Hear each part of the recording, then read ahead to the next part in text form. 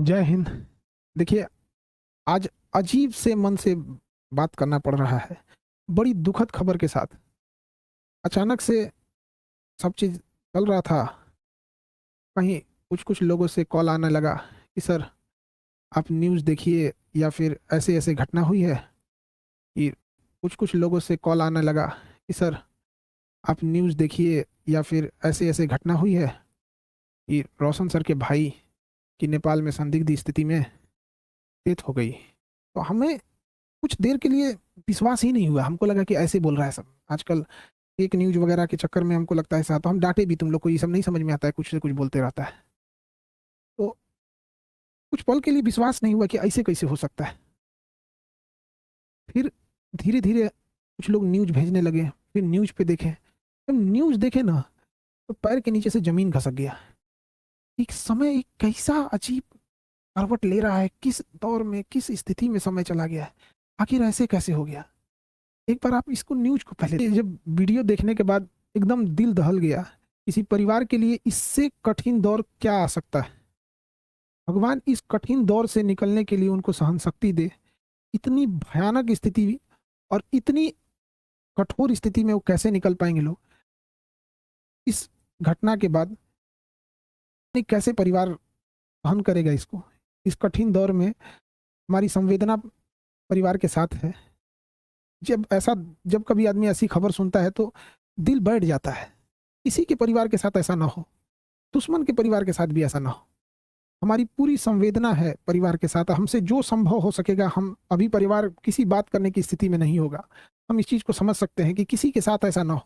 लेकिन हमसे जो प्रयास होगा, हमसे जो कहेंगे लोग, हम वो हर संभव मदद करने को तैयार हैं, चाहे जो कुछ वो कहेंगे। इसमें सबसे ज़रूरी बात क्या है कि जो मीडिया को काफ़ी संवेदनशील होने की ज़रूरत है। जो ऑथेंटिक न्यूज़ है वही चलाएँ। अलग-अलग इधर-उधर अफ़वाहें या अटकलों पे ना जाएँ, ये बहुत संवेदनशील मामला है।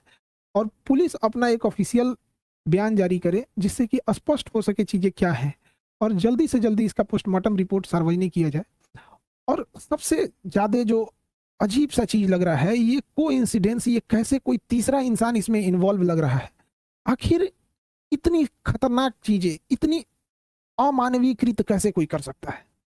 तो इसमें कोई ना कोई तीसरा साजिश ज़रूर कर रहा है। इसके लिए एक उच्च स्तरीय जाँच होनी चाहिए, और उच्च स्तरीय जाँच की रिपोर्ट को लाया जाए, और जो दोषी पाए जाएँगे, उनमें एक को भी ना छोड़ी जाए। फांसी से नीचे इनकी कोई सज़ा नहीं होनी चाहिए। आखिर ऐसा किसने, अगर अगर किसी ने इसमें इन्वॉल्व है तो? अभी न्यूज़ में पता चल रहा है कि अलग-अलग न्यूज़ अलग-अलग चला रहे हैं। कृपया करके न्यूज़ वालों से भी हाथ जोड़ के विनती है। कोई कहता है कि मिर्गी की दवा खाइए, एक दूसरा न्यूज़ देखो तो कोई कह रहा है कि शराब, कोई अलग न्यूज़ दिखा रहा है, कोई कुछ न्यूज़ दिखा रहा है। तो कृपया न्यूज़ वाले ऑथेंटिक चीज़ों को दर्शाओ। किसी की जान गई है, क्या मिर्गी की दवा कहाँ से थी, कहाँ से लाया गया, इसकी जाँच पुलिस सार्वजनिक करे इस मामले को। और जो न्यूज़ में चल रहा है कि 5 लोगों को हिरासत में लिया गया है, सबसे ज़रूरी चीज़ है कि उन 5 लोग कौन-कौन से थे वो? उनको नाम सार्वजनिक किया जाए, उनकी भी जाँच होनी चाहिए कि वो आखिर कौन थे, दोस्त के रूप में कोई और तो नहीं था। ये तीसरा एंगल कोई हो भी सकता है, इसमें इस चीज़ को नकारा नहीं जा सकता है कि जिस तरह से इस मामले को तूल पकड़ाया गया, एक गार्ड का मैटर था, अपना सॉल्व हो जाता इसको। लेकिन इसको इस तरह से तूल पकड़ाया गया, इतना बड़े लेवल पे।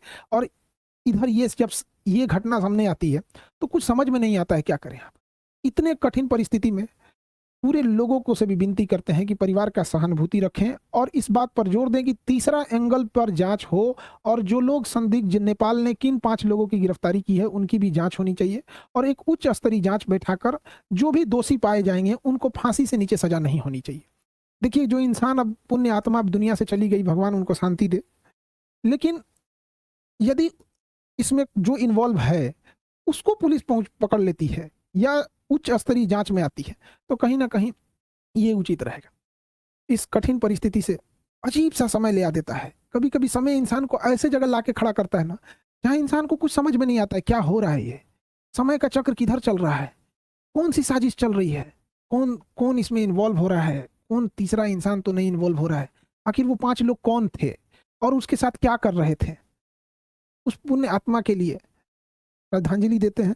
और इस कठिन परिस्थिति में मेरी संवेदना परिवार के साथ है। हमसे जो मदद हो सकेगा, हमसे जितना संभव हो सकेगा, हम उतना सहयोग करने को तैयार हैं। लेकिन सबसे ज़रूरी चीज़ है कि पुलिस को इसमें आके एक ऑफ़िशियल प्रेस विज्ञप्ति जारी करनी चाहिए और जल्दी से जल्दी जो रिपोर्ट है उसे सार्वजनिक करनी चाहिए ताकि चीज़ें सही दिशा में जाए। मेरी संवेदना परिवार के साथ है। अब ऐसी परिस्थिति में इंसान को कुछ बोलना भी बड़ा अजीब सा लगता है कि क्या इंसान बोले, ऐसा समाज समय कहाँ ले आके खड़ा कर दे।